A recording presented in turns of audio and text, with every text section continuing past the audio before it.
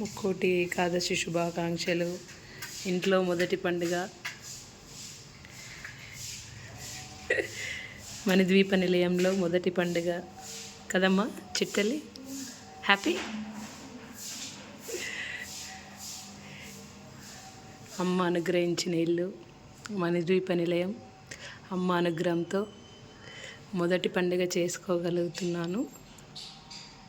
శుభం కురుత్వం కళ్యాణం ఆరోగ్యం ధన సంపదః.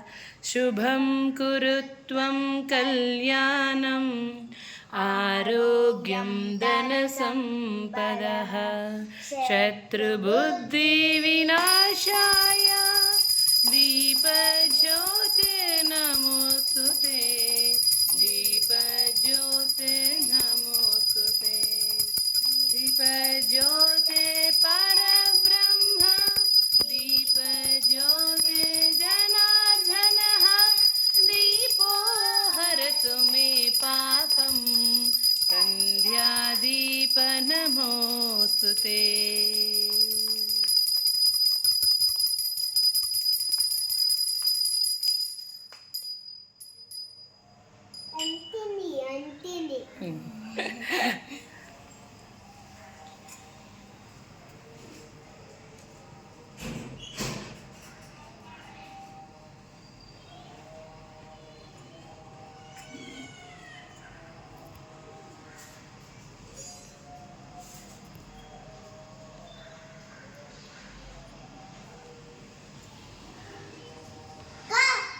रामचन्द्राय जनकराजजामनोहराय मामकाभीष्टदाय महितमङ्गलम्.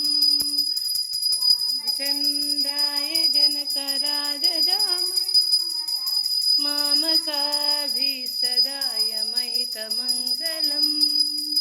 कोशलेशाय मन्दहासदाशनाय वासवादिविनुतसद्वराय मङ्गलम्. चारुकुङ्कुमोपेतचन्दनानुचर्चिताय हारकटिकशोभिताय भूरि मङ्गलम्. ललितरत्नकुण्डलाय तुलसीवनमालिकाय जलजसदृशदेहाय चरुमङ्गलम्. देवकी सुपुत्राय देवदेवोत्तमाय भावजा गुरुवराय भव्यमङ्गलम्. पुण्डरीकाक्षाय पूर्णचन्द्रवदनाय अण्डजावाहनाय अतुलमङ्गलम्. वाहनाय अतुलमङ्गलम्.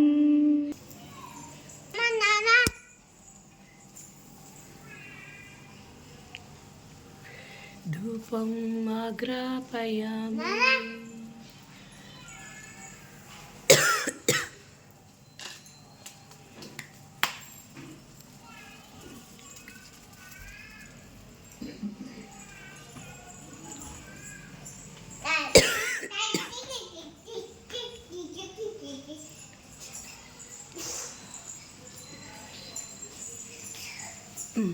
గుమ్మానికి చూపు.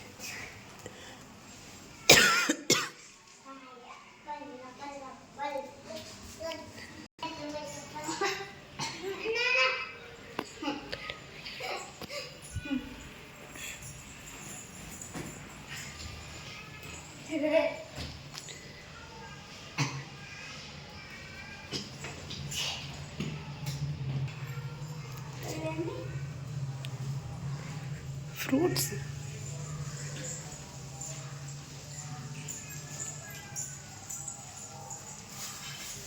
ఓం నమో నారాయణాయ.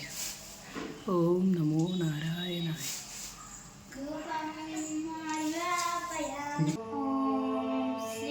శ్రీ పరమాత్మనే నమః.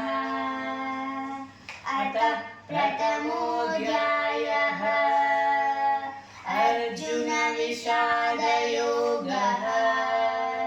धृतराष्ट्र उवाच धर्मक्षेत्रे कुरुक्षेत्रे समवेतायुयुस्तवः मामकः पाण्डवाश्चैव किमकुर्वत सञ्जय सञ्जय उवाच दृष्ट्वा तु पाण्डवानीकं व्यूढं दुर्योधनस्तदा आचार्यमुपसङ्गम्य राजा वचनमब्रवीत् पश्चैतां पाण्डुपुत्राणाम् आचार्यमहतीं च मूं व्यूढां द्रुपदपुत्रेण तव शिष्येन धीमता अत्र शूरा महेश्वास भीमार्जुनसमायुधि युयुधानो विराटस्य द्रुपदस्य महारथः दृष्टकेतुश्चेकितानः काशीराजस्य वीर्यवान् पुरुजित्कुन्तिभोजस्य शैब्यस्य नरपुङ्गवः युधामन्युश्च विक्रान्तः उत्तमौजास्य वीर्यवान् सौभद्रो द्रौपदेयाश्च सर्व एव महारथः अस्माकं तु विशिष्टाये तानि बोधद्विजोत्तमा नायका मम सैन्यस्य सैन्यार्थं तान् ब्रवीमि ते भवान् भीष्मस्य कर्णस्य कृपस्य समितिञ्जयः अश्वत्थामाविकर्णस्य सौमदत्तिस्तथैव च अन्ये च बहवः शूरा मदत्ते त्यक्तजीविताः नानाशस्त्रप्रहरणाः सर्वे युद्धविशारदाः अपर्याप्तं तदस्माकं बलं भीष्माभिरक्षितम् पर्याप्तं त्विदमेतेषां बलं भीमाभिरक्षितम् अयनेषु च सर्वेषु यथा भागमवस्थिताः भीष्ममेवाभिरक्षन्तु भवन्तः सर्व एव हि तस्य सञ्जनयन् हर्षम् कुरु वृद्धः पितामहः सिंहनादं विनद्योश्चैः शङ्खं दद्मो प्रतापवान् ततः भैर्यस्य पणवानकगोमुखाः सहसैवाभ्यहन्यन्त सशब्दस्तु मुलोऽभवत् ततः श्वेतैर्हयैर्युक्ते महति स्यन्दने स्थितौ माधवः पाण्डवाश्चैव दिव्यौ शङ्खौ प्रदद्मतुः पाञ्चजन्यं हृषीकेशो कुरु वृद्धः पितामहः देवदत्तं धनञ्जयः पौण्ड्रं दद्मौ महाशङ्खं भीमकर्मा वृकोदरः